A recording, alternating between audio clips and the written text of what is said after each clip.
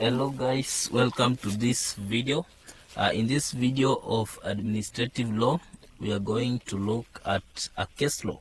The case law that we're going to look at is the case of Social Services Secretary versus Association of Metropolitan Authorities in 1986.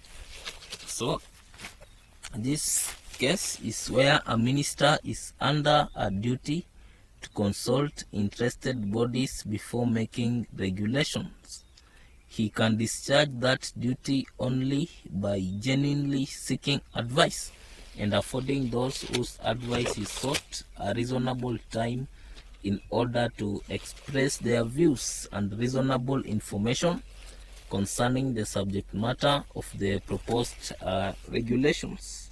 Under Section 28 of the 1982 Act, the Secretary of State has the power to make certain regulations with regard to housing benefits, but before doing so, he is obliged by Section 36 to consult with organizations appearing to him to represent the housing organizations likely to be affected.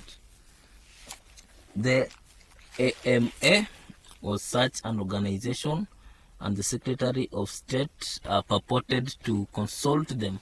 So these organizations, that is Association of Metropolitan Authorities, they went to court because they felt that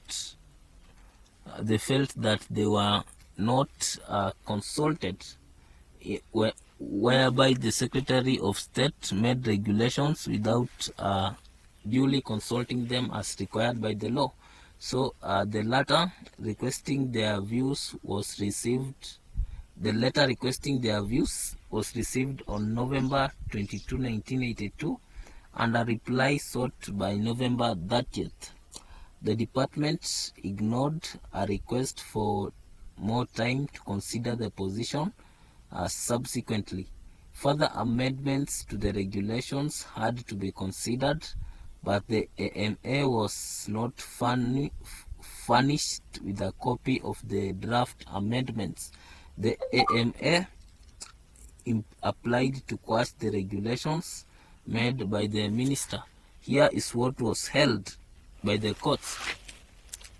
It was held that a declaration would be granted that the Secretary of State had failed in his duty to consult, but that the regulation would be quashed as the main complaint of the AMA had in reality been failure to consult rather than the contents of the regulations, which would in any event been acted on. So the duty to consult required the minister to make a genuine request for advice and to have a genuine desire to receive the advice. The body from whom the advice was sought had to have a reasonable time within which to formulate an answer, and had also to be given all the material information whilst the urgency of the proposed regulations being made was relevant. There was no degree of urgency which absolved the minister from his duty to consult, of which duty he had in this case been in breach. Webster J. stated that it is not necessarily to be regarded as the normal practical.